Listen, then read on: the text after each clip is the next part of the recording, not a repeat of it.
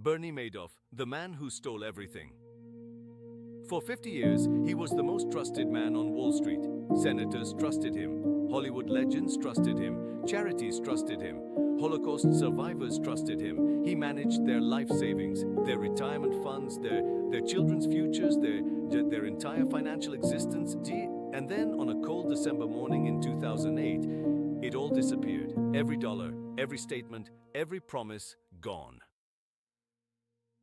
Bernard Lawrence Madoff didn't just steal money. He stole time. He stole futures. He stole the last years of people's lives. And when it was finally over, the number that emerged from the wreckage was so staggering that the human mind could barely process it. $64.8 billion, the largest financial fraud in the history of the world. Bernie Madoff grew up in Queens, New York, in a modest Jewish family with modest ambitions. Nothing about his childhood suggested a man who would one day rewrite the definition of betrayal. In 1960, at just 22 years old, he founded Bernard L. Madoff Investment Securities with $5,000 he had saved from working as a lifeguard and installing sprinkler systems. $5,000. He was sharp. He was charming. He understood markets in a way that unsettled his competitors. While others were still shouting orders on the trading floor, Madoff was building one of the first electronic trading systems in Wall Street history, a technology that would eventually evolve into the Nasdaq Stock Exchange.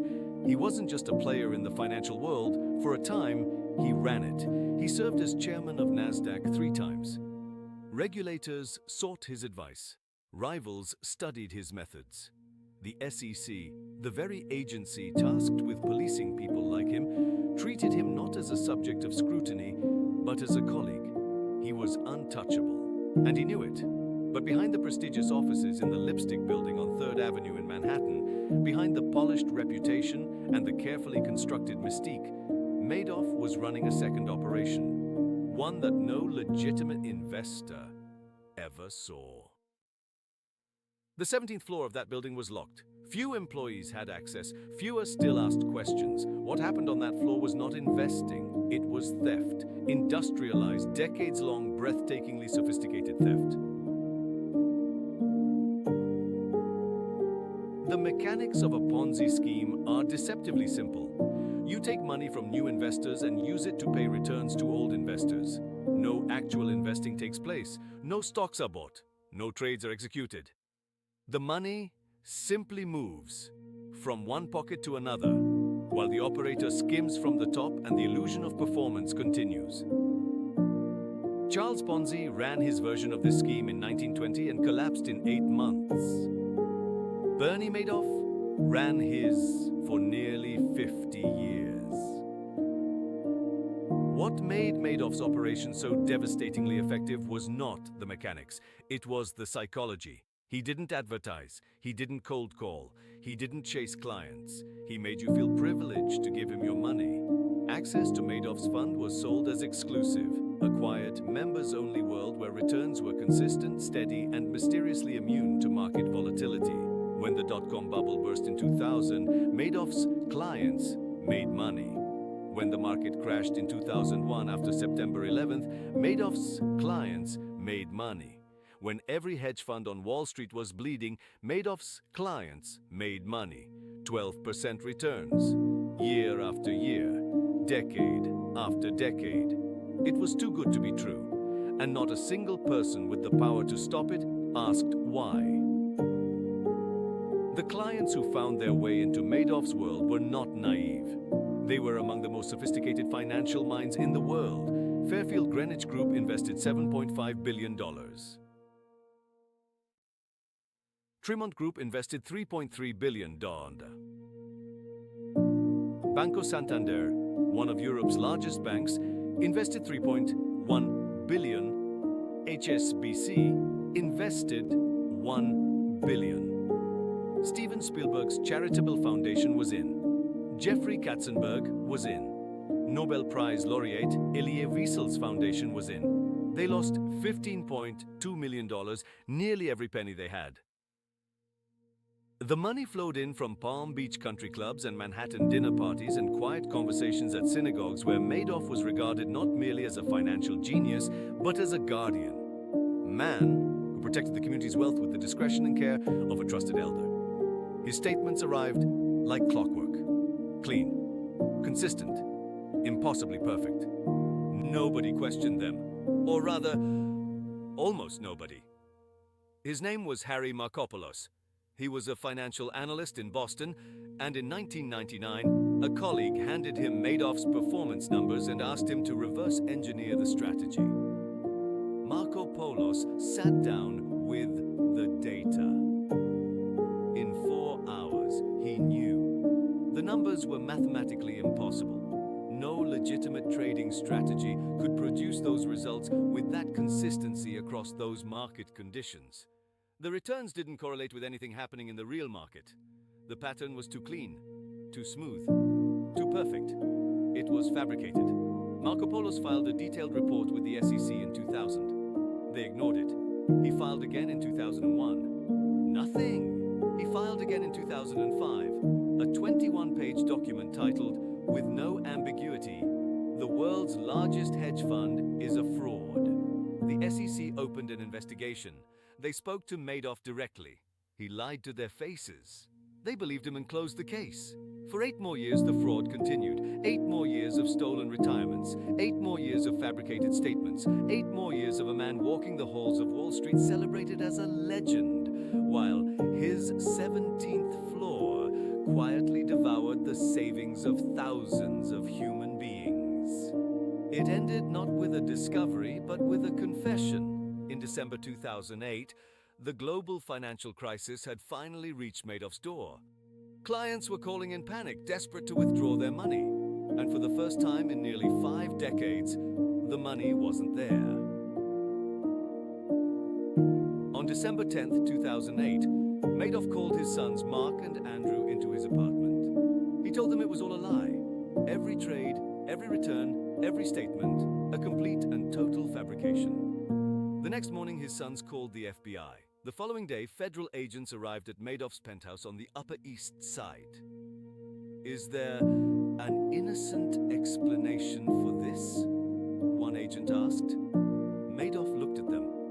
"No," he said, "there is not." He was arrested on December 11th, 2008. The 17th floor was finally opened. What investigators found was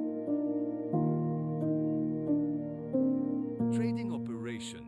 There were no recent trades, no positions, no market activity at all. Just a room full of paper, fabricated account statements, forged trading records, decades of manufactured fiction. The hole in the accounts was calculated at $64.8 billion. Actual cash stolen from real people. The number investigators settled on after years of forensic accounting was $17.3 billion. In June 2009, Bernie Madoff stood before a federal judge and pleaded guilty to 11 counts of fraud, money laundering, perjury, and theft. He showed no emotion. He was sentenced to 150 years in federal prison. He died there on April 14th, 2021, at the age of 82. But here is what the headlines never fully told you. The story did not end with his death. Not even close.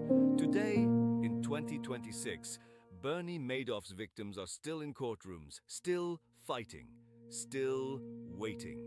The reason is something called the clawback. Irving Picard, the court-appointed trustee tasked with recovering stolen funds, has spent 15 years pursuing what he calls net winners. Investors who withdrew more money from Madoff's fund than they originally put in. In his view, that excess money belonged to other victims and must be returned. This created a second wave of devastation. Charities that had donated. Madoff proceeds to hospitals and schools were sued for the money back. Retirees who had already spent their profits over decades received legal demands. Elderly widows who had no idea their late husbands had profited from stolen funds found themselves defendants in federal proceedings. Picard has recovered approximately $14.7 billion, a remarkable legal achievement that has returned funds to thousands of victims. But the human cost of the recovery process itself has been devastating in ways that no dollar amount captures. Palm Beach families destroyed, European pension funds wiped out, Jewish community organizations that had built hospitals, schools, and cultural institutions over generations reduced to nothing. Elie Wiesel, the Holocaust survivor and Nobel laureate who lost everything to Madoff, said it was the second great betrayal of his life. A man who had survived Auschwitz said Bernie Madoff's theft felt like a different kind of annihilation. The destruction not of bodies, but of futures. He died in 2016, still waiting for full restitution.